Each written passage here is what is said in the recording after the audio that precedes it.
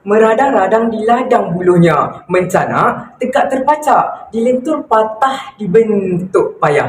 Sesal si peladang, tak boleh toleh ke belakang. Sesal termenung, tak dilentur waktu rebungnya. Izahallah, melentur buluh, biarlah dari rebungnya. Buluh tak patah, peladang tak susah.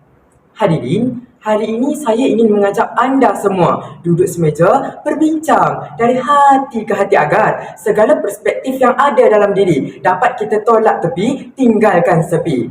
Sawadikap penyedap kata, annyeonghaseyo pelembut kata, Vanakam, salam sejahtera, Assalamualaikum pembuka bicara. Kesaksamaan gender demi negara. Itulah mauduk pidato saya pada hari ini. Dua kisah menarik akan saya bawakan untuk anda. Pertama, stereotip masyarakat penyumbang utama. Kedua, penindasan wanita kini semakin berleluasa. Memetik cetusan kata Datuk Rohani Abdul Karim, memperkasa dan menggalakkan kesaksamaan gender dalam ekonomi serta membuat keputusan akan menyumbang kepada pemulihan pasca konflik, menggalakkan pertumbuhan ekonomi serta politik sesebuah negara. Sudah terang lagi bersuluh bahawa sentuhan feminisme dalam setiap perkara adalah wajar. Namun, kerana persekitaran kita, wanita kini dipandang rendah.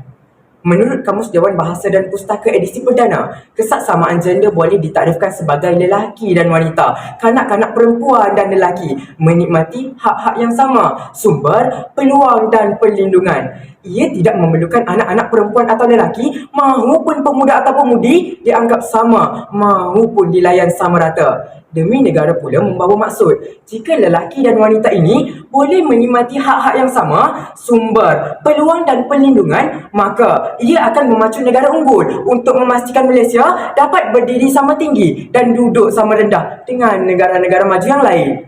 Sidang hadirin penuh bervisi.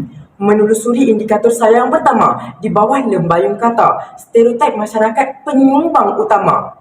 Mutakhir ini, penyertaan wanita dalam pelbagai bahagian masih dilihat kecil di Malaysia.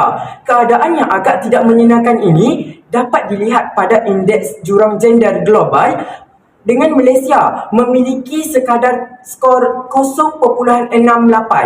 Skor ini tidak hanya merangkumi penglibatan wanita dalam bidang ekonomi, namun turut didasari pada penyertaan dalam pentadbiran dan politik negara. Namun persoalannya, mengapakah kita menekankan hal ini?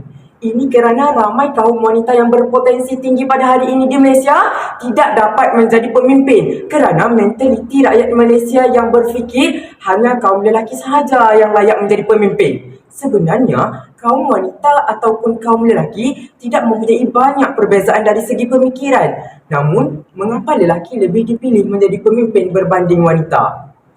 Hadirin yang dimuliakan, menjadi pemimpin bukan terletak pada jantinanya, namun syarat untuk menjadi pemimpin terletak kepada kepribadian seseorang. Kaum wanita mempunyai kebolehan dalam kemahiran organisasi yang dapat memberi banyak faedah yang tersendiri. Banyak tinjauan menyatakan bahawa pemimpin wanita banyak berkomunikasi secara terbuka dan telus, lebih cenderung mengakui kesilapan dan memberikan yang terbaik kepada yang lain. Melati kuntum tumbuh melata. Sidang hadirin penuh wibawa. Sidang hadirin penuh wibawa. Meniti wasitah saya yang kedua. Penindahan wanita kini semakin berleluasa. Dalam meniti arus perdana ini, banyak bukti-bukti yang dapat menunjukkan bahawa kaum wanita banyak ditindas. Peluang jarang diberikan kepada wanita kerana mereka dianggap lebih lemah berbanding lelaki. Tribunal Wanita Malaysia TWM banyak mengubah atau mengupas pelbagai bentuk diskriminasi yang dihadapi oleh wanita hari ini. Contohnya, banyak sistem di tempat pekerjaan hari ini yang menghadkan kemampuan wanita dan memajukan diri mereka walaupun mereka mempunyai kemampuan yang sangat tinggi. Kelayakan mereka juga sangat tinggi. Perkara ini kerap sekali berlaku di peringkat institusi sehingga menjejaskan hak wanita. Hadirin hadirat, mengapa wanita ditindas jika wanita berkemampuan sama aras dengan kaum lelaki? Banyak perkara yang baik dapat diperoleh jika wanita dan lelaki bersama-sama berganding bahu dalam menyelesaikan pelbagai masalah. Tuntasnya, penindahan kaum wanita tidak sepatutnya berlaku kerana dunia hari ini wanita adalah majoritinya, lelaki adalah minoritinya, namun lelaki yang mempunyai autoritinya.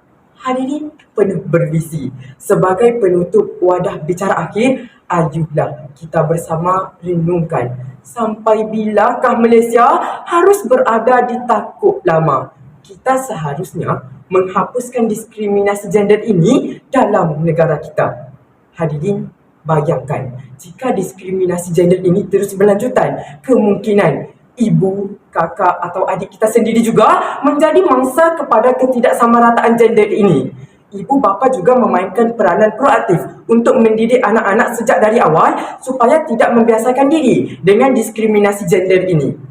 Bak kata pepatah yang saya sebut di awal pembukaan tadi, menentur buluh biarlah dari rebungnya. Seyogianya, ayuhlah warga dewan ke Bukit Samadi Daki ke Lurah Samadi Turuni untuk menghapuskan diskriminasi gender bagi membentuk negara unggul kerana kitalah bakal pemimpin pada masa akan datang. Sekian Pemidato Bestari, mohon undur diri. Wassalamualaikum warahmatullahi wabarakatuh.